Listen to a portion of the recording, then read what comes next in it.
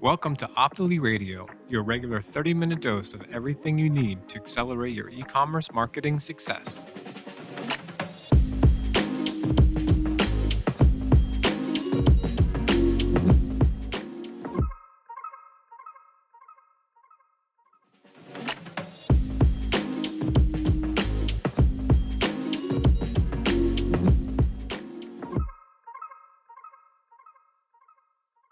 Hey there, and welcome to another episode of Optily Radio, the show that helps e-commerce businesses scale through online marketing. I'm your host, Nina White, and I'm happy to introduce you to today's guest, Osa Gaius. Osa is the founder and CEO of Parrot, a mobile payments platform that helps companies sell products directly to their customers over text and collect one-click payments. His passion is helping small businesses reach their goals and build their brand loyalty using devices that nearly everyone in the world has, their phones. And from the Optily team today, we have our Chief Marketing and Customer Officer, Kevin Stagg, on with us again.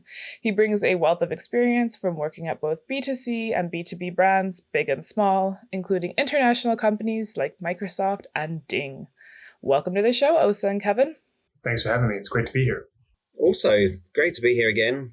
Always love to join Optily Radio, and great to meet you, Osa. How are you doing? Awesome. Osa, so why don't you tell us a bit about yourself? How it is you came into the world of e-commerce and the road that led you to Parrot? Yeah, I'm Nigerian American, so came to the U.S. as a kid, studied computer science, and then worked at various software companies, the last being MailChimp in Atlanta. And while at MailChimp, leading the payments team there, I really got familiar with e-commerce merchants, what they were struggling with vis-a-vis email, what they were thinking about around mobile. And that's how I really got deep into the e-commerce space. And, it's been really, really good to be talking to merchants and learning more about them for the last few years. Awesome. That's great. So why don't we start off kind of wide and big picture? What do you see the future of direct-to-consumer communication being? And as someone with experience at MailChimp and email marketing, do you feel like email marketing is maybe dying out? Yeah, great question. I mean, I think the thing that I think a lot about when it comes to D2C communication is, part of the promise of e-commerce, particularly D2C, is I, as a consumer, can go directly to a merchant and say, hey, I want this thing from you. Get it to me, right? Amazon was sort of like the 1.0 of that, right? Kind of the first evolution of D2C. But I think the real D2C experiences that I value now are these, small shops that are making one product or two products. Like a brand called Hayo, they make a really great energy drink. It's more of an alternative to alcohol, right? But it really boosts your mood.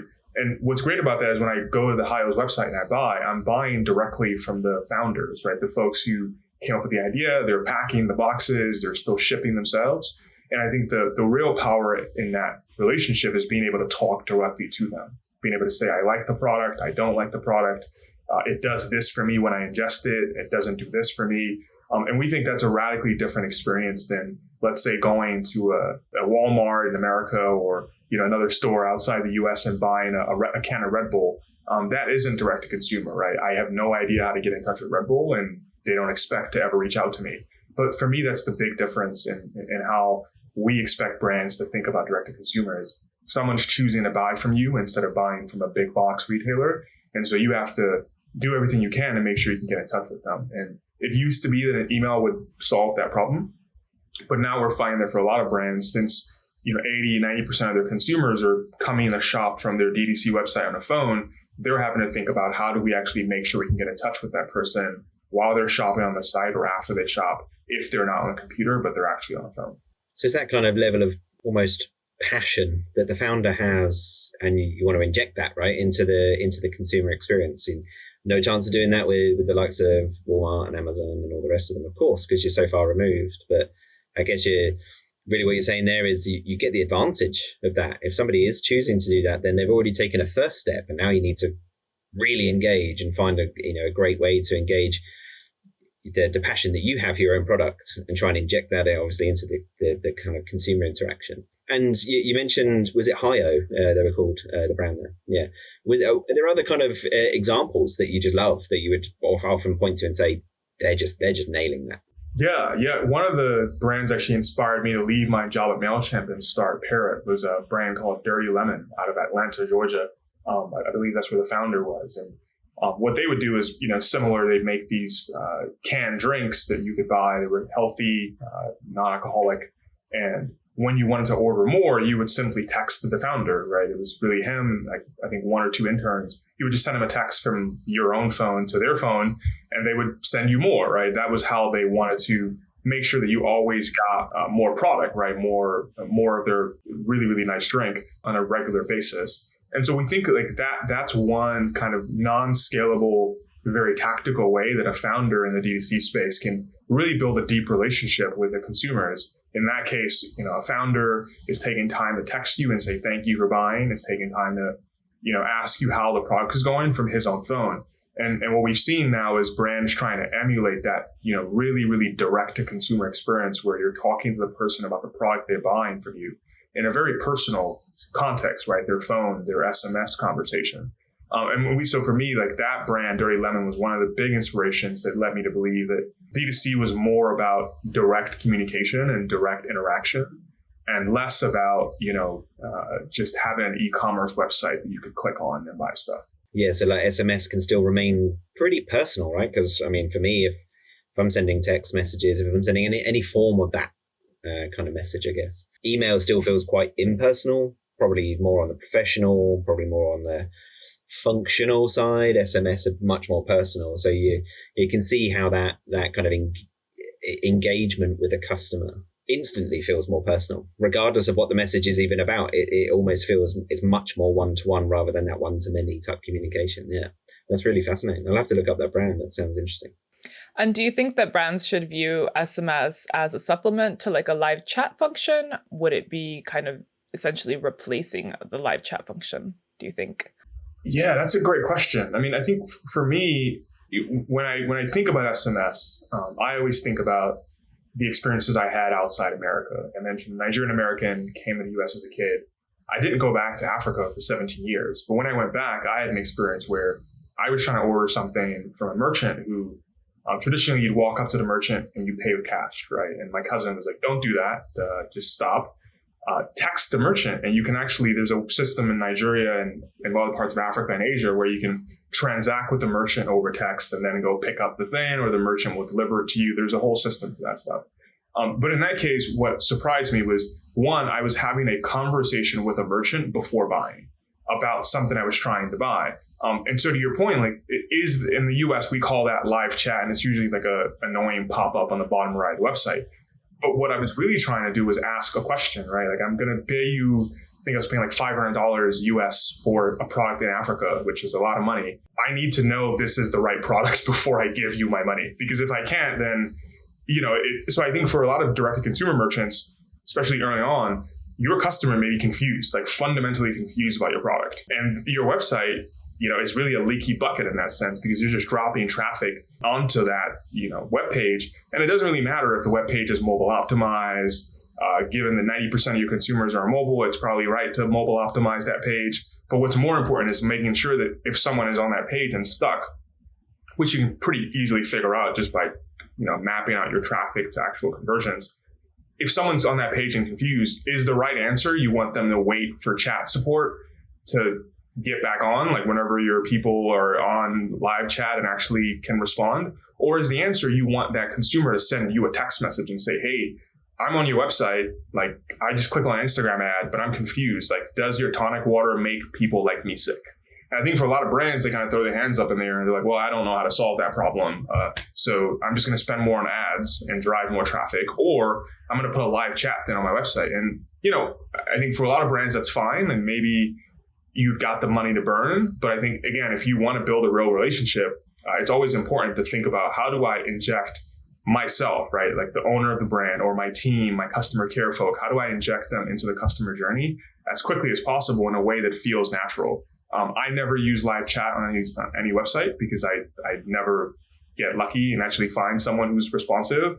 And so more often than not, I just don't buy. I'll go to Amazon because I know Amazon will always have a product that, makes sense. And if I do need to talk to someone at Amazon, there's always someone available on Amazon.com to talk to me.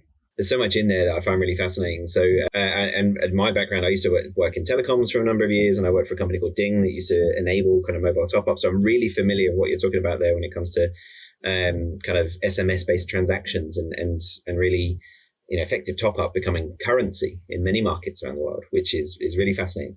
But the thing I really loved about your information there is there's a trial and error, right, around.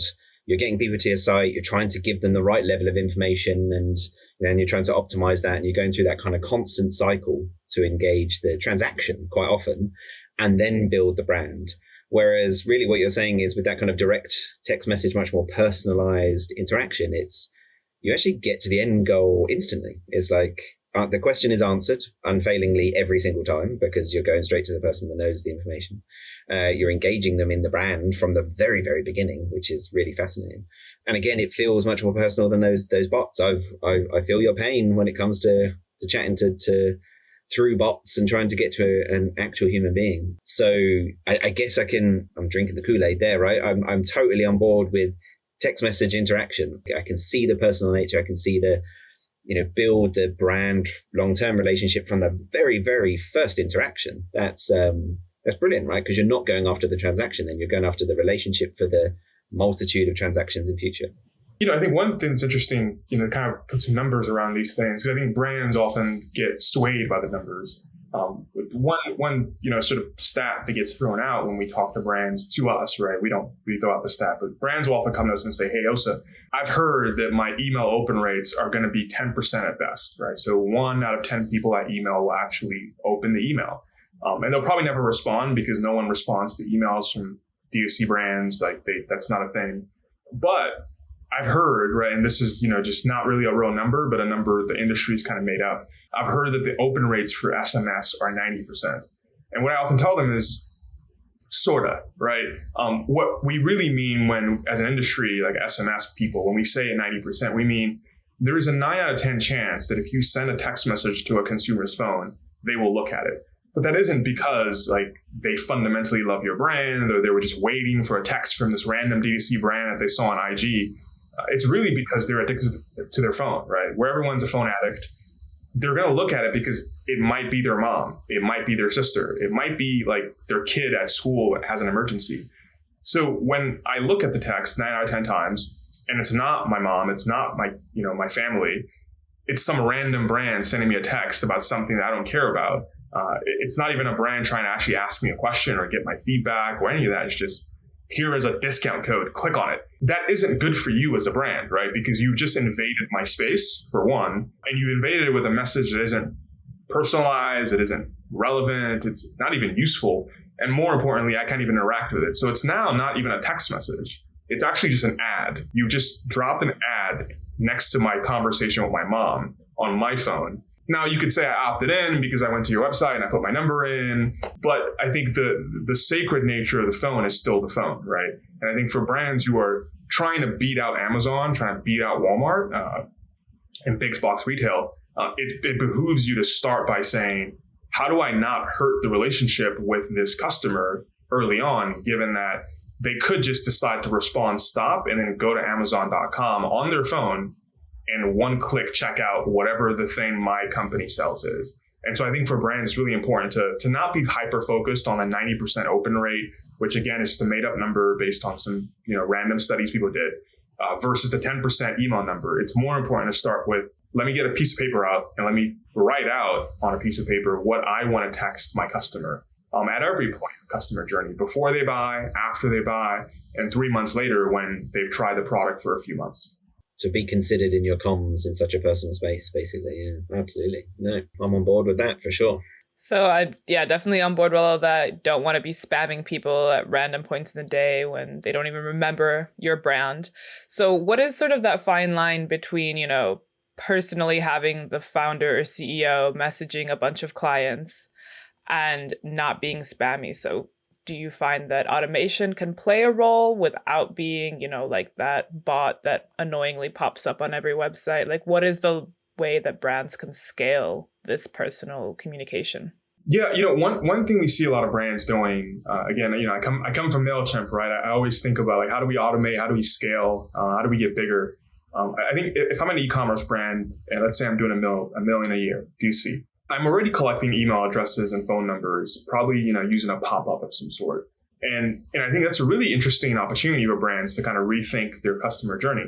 If I collect your email address before you buy, right, early on in the customer journey, my intention, right? My intention is to send you email discount codes to encourage you to buy over the next however long. When you get my phone number, though, I actually don't know why. Like, as a consumer, I know you're giving me a 10% discount code in exchange for my phone number, but I really don't know why you need my phone number. I have not bought from you yet. It's actually very strange. But most consumers we've seen in the data will just give you their phone number because it's so easy to just like tap around and it's done.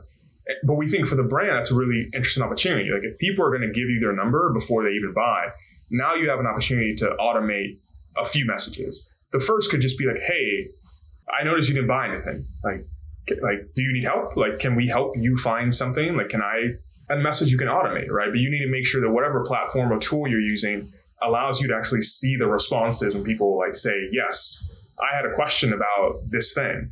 Because that's a lot of money you're leaving on the table, right? You got my number. I gave you my number. I didn't buy. Don't send me more discounts. Just ask me a question like, do you need help buying? When you walk into a great store like a Gucci store, or even a regular store like Aldo's, someone's always there to ask you if you need help, right? Because they know you don't just walk into a store to look around and like seem weird. You walk in like trying to buy something, and sometimes you're gonna be confused, you may need help. So we think that's one thing brands can do. Instead of doing heavy discount code pushes, instead start by asking questions. The second is thank you, right? Like, thank you is a thing that you as a brand owner can just go on your phone and type thank you to every customer who's bought over the last 30 days. It might take you a couple hours every month, but you can do it. That's something you can automate, right? You can go to a platform that lets you set up a trigger after order is done, send a thank you message. Maybe send a discount code in addition, but the more important thing is to communicate in your brand's voice, which you got to figure out. Like, what is your brand's voice when you text people? How do you say thank you? How do you ask people if they want help? And then how do you actually begin to offer that help once people actually start responding to you? Great. Yeah. So automate part of it and then make sure you're present for the follow-up once they do answer. Awesome. So when it comes to immediate upsells or cross-sells, so someone's placed an order, do you feel that SMS is a powerful tool for, you bought a pair of shoes, hey, did you want some socks with that kind of thing? Yeah, no, this is an example that it's one of my personal favorites, because there are a lot of brands I shop at where, especially brands like I mentioned, the drink brands like Hio, right? Brands where you actually need, like, if you like the product, you end up buying it once a month or once a quarter, or sometimes every 2-3 weeks if you're me. So in those cases, I think it's really helpful to be able to say, I bought this 3 weeks ago. I don't really want a subscription because I don't want to be locked in, right? But it's been 3 weeks. Ask me if I want more, right? Or let me tell you, like, hey, can you send me more like stuff? Like, I need more drinks. I need more seltzer water. Like, please send me more. I could go to the website and click around your website, but as you know, like, no one's going to your website if they don't see an Instagram ad. You could pay Instagram $3 or whatever to put an ad in front of me so I can click on it and go back to your website. Or you could just send me a text and say like, hey, like, we know you like this stuff, you bought it, but you need more. You probably should text me thank you for buying before you send me the text to ask me if I want to buy more. But again, that's up to you as a brand and how you want to map out your customer journey. But I think the question there is, if you put that offer in front of me, hey, Osa, do you want more seltzer water? What am I supposed to do? I think right now for a lot of brands, they don't put that offer in front of you because there is no way for you to interact, right? Like, they don't even have a number that they can text you back with. Like, the text chain is really one way. They're texting you. They have no idea what you're saying, nor do they really expect you to text them back because no one's thinking about the customer journey that way. But when we look at Africa and Asia, and even the best brands in the US that are doing this, what they're trying to figure out is, how do I get Kevin to say, yes, I want more seltzer water, and then immediately transact, like collect payment from him, ideally in the same text conversation, so that I can just fulfill the order immediately, right? Okay, great, Kevin, your water's coming. You're fine. Go back to whatever it is you were doing. And we think that for brands, that's the right way to be thinking about cross-selling and upselling, is to make sure you're thanking the customer so that when you put an offer in front of them, and you have a card on file for them, you can just instantly charge that card and let the person get back to what they were doing. But of course, that's radically different. You're going to need to think about how to securely and simply collect payment over text. But again, that's the real opportunity, I think, for brands when they're thinking about SMS is you can radically change the customer journey and you can sell to that customer in a radically new way. Yeah, and I've seen actually, it just triggered a memory. So there's a dog food brand. We have a dog here. He's a very fussy eater. So we found a great dog food brand. And what they do is they send us a text message just ahead of the next delivery. So we are in a subscription, but what they do is email and text, but it's always the text, obviously, I see first, because as you say, I'm addicted to my phone. I'm looking at that. And in that, it really gives you something helpful, which is to say, do you need to change your delivery? Because if you've already got plenty of food left over, you don't want it straight away, you maybe want to delay the delivery.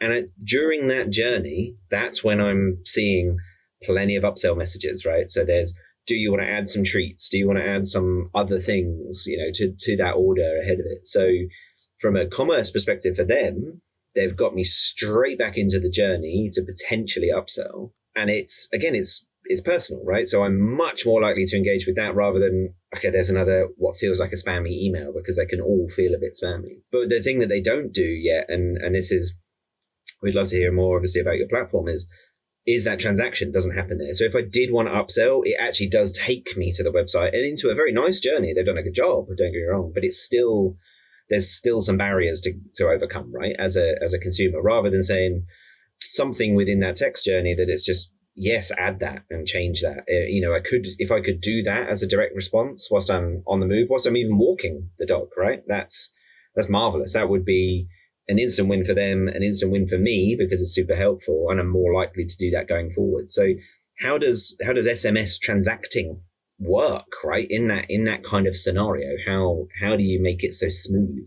Yeah, that's a great question. I think I'll borrow the dog food analogy, because that's one of my favorites of like things that don't really fit neatly within a subscription sometimes, right? Because your dog might eat more 1 month and gain a little weight, and then he might be on a little fast, for a couple of days and eat less, right?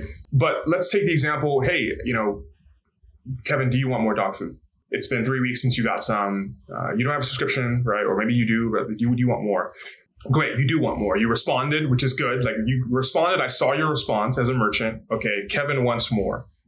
What do I do? For a lot of merchants, it's, well, here's a link to our website. Like I've got some response technology going. I can at least understand what you're saying from a natural language perspective. Here's a link to the website. Go buy there. And that's not a horrible experience, right? Because at least you've helped me kind of figure out I need more. And here's a link to the website. But the magical experience is being able to say, yes, I want more. And you as a merchant being able to say, okay, we're sending you more. Like, that's it. We charge this card and we're sending you more. But the trick there is, how do I have a credit card on file for you? And that's where a lot of brands get stuck. Because a lot of brands, especially in the direct-to-consumer space, don't think of themselves as software companies, right? They think of themselves as like e-commerce brands who fulfill. But for me as a software engineer, when I look at these e-commerce brands and the tools they're using, the agency, the developers, you're really a mini software company, right? But the biggest piece of your software stack that you don't own or understand is your payments. So you don't know if you have a card on file for Kevin. You know that there's somewhere in a database where Kevin's card has to exist, because if it doesn't, then how did you charge him ever? But I think for a lot of brands, that's where they get flustered, because they're like, I don't know how to securely store credit cards. And then be able to go look up Kevin's number and say, okay, this is Kevin's number, this is his card. I'm going to press a button and charge his card an additional $90 for the new bag of dog food. And we think that's where brands are going to struggle, because there are solutions to that. Parrot is one of those solutions that can help you securely collect payments over text and build that into your marketing workflows. But it does require you as a brand to understand the payments journey that your customer goes through. They are going to give you a credit card at some point. You need to make sure you collect it securely. They want you to store their card on file because they want to order from you again. So you got to make sure you store their card on file somewhere secure.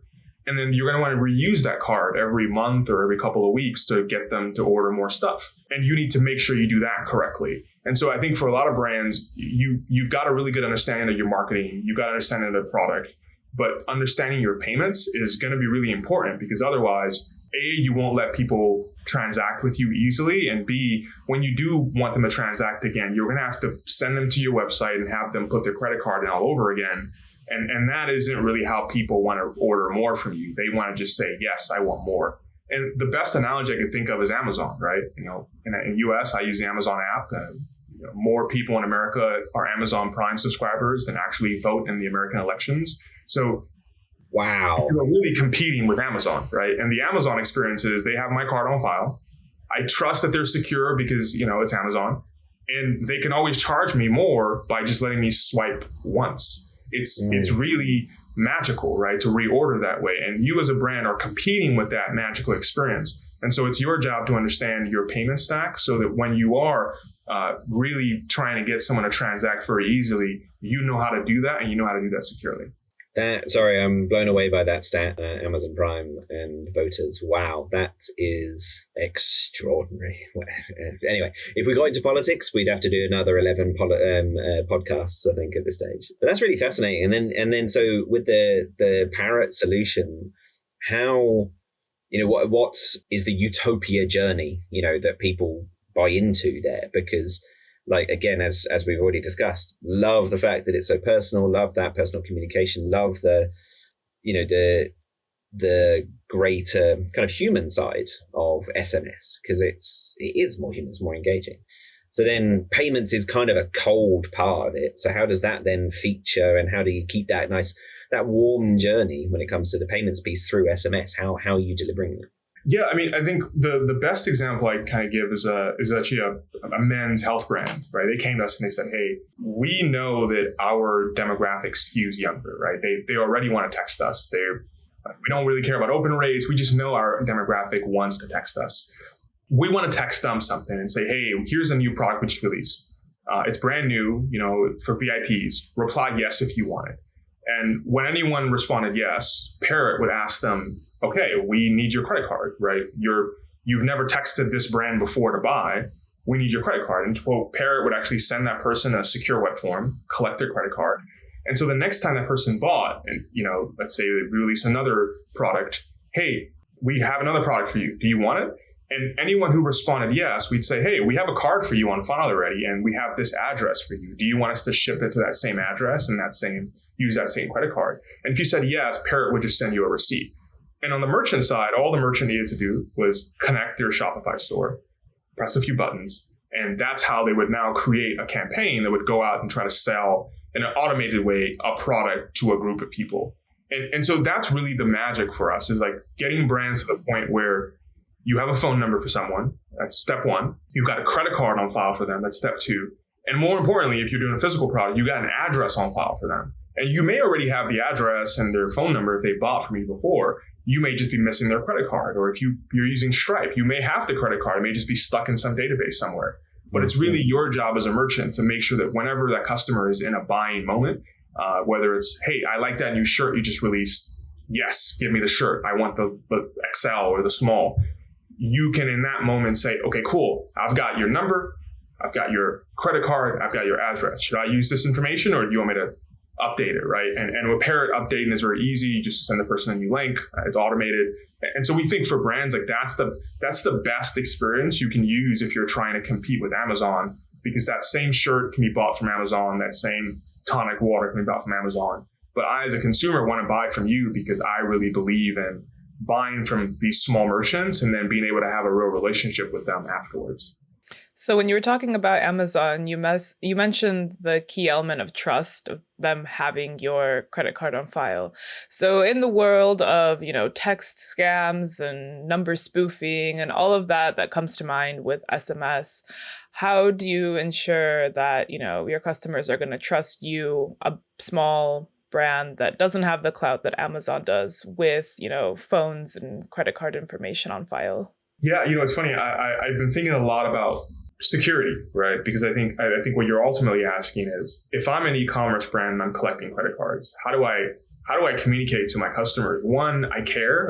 I'm not just taking your credit cards and putting them in an Excel spreadsheet with everyone's, information in there. I'm really thinking about security. And I may not, as an e-commerce brand, be the expert on security or credit card storage or PCI compliance or any of the regulations around, but I care about it, right? And I want you as a consumer to know I care about it. I think the right way for brands to be thinking about this is to say, I've got a partner in other parts of my business. Like when it comes to my e-commerce platform, I'm using Shopify or BigCom. I'm using someone so that my website stays up, it's reliable, right? I've got a partner there. When it comes to my development, I've maybe got an agency partner who's helping me build my site and build my marketing. Who's my payment partner? And I think for a lot of brands, they're going to throw their hands up in the air. It's like, I don't have one. Like I use Stripe, or I use Shopify, or I use this platform. It's like, well, no.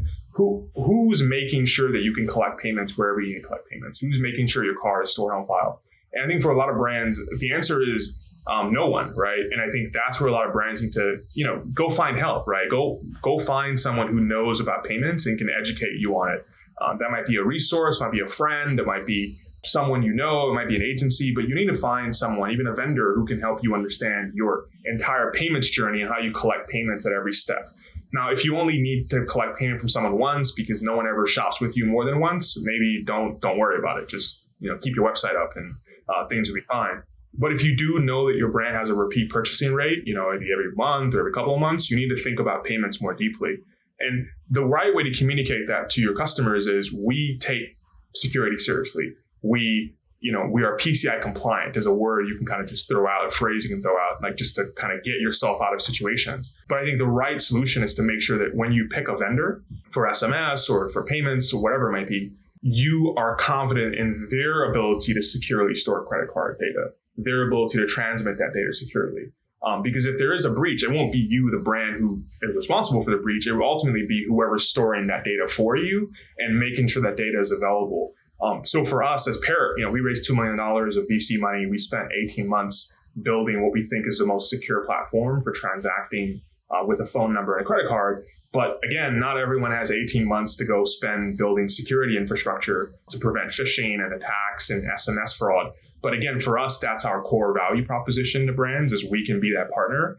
But whether it's us or someone else, you as a brand need to find a partner who can make sure that you're always aware of what's happening security-wise, and you're always ahead of the attackers, because attackers will always find a way to attack your brand or your customers if you're not aware of it.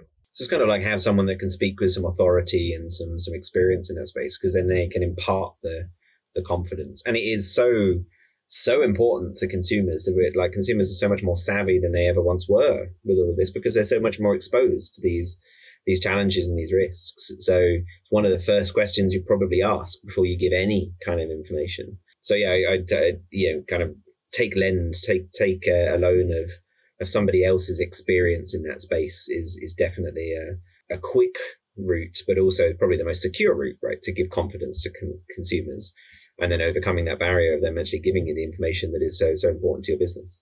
Great. So there's a lot to unpack there. Unfortunately, we are out of time for this episode. So I'd like to ask you one final question that we end all of our episodes with. And that is, if our listeners come away from this episode with just one thing that they can start to implement today that will help them accelerate their business, what is that one thing? I would say start asking questions to your customers over text. Yeah, it doesn't matter what the question is. It could be, how was your order? It could be, do you have any feedback for us? It could be anything, right? Pick up your own phone. Like, just pick up your own phone, go into your Shopify store, find your top 10 customers, and just send them a text and ask them a question, right? Hopefully you get a response. My gut says you will, if they've bought from you before, and you let them know it's you, the founder of the brand or the owner of the brand or the head of marketing. Try that, right? Because I think what you'll quickly figure out is, do people actually want to respond to your texts? If they don't, you've got a problem on your hands, because it means they're not engaged at all. Like, your SMS marketing is never going to work. Do they want to respond to you? And if they do, then you're already winning, because now it means you have a true kernel of a relationship with them, and you can foster that over time. Awesome. So Nina, we've got some text messages to send. Yeah, definitely. Great advice. Well, thank you so much for being on the show, Osa. Kevin, it's been a pleasure. Thanks, Nina. Thanks, Osa. Thank you for having me.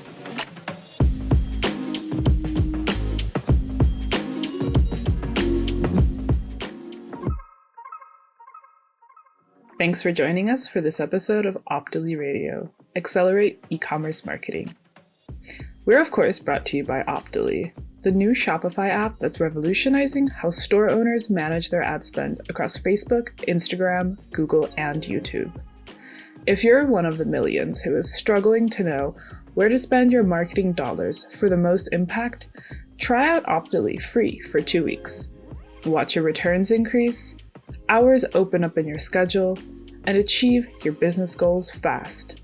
Learn more at optily.com. We'll catch you back here next time on Optily Radio for more expert tips on growing your online store through marketing. Take care.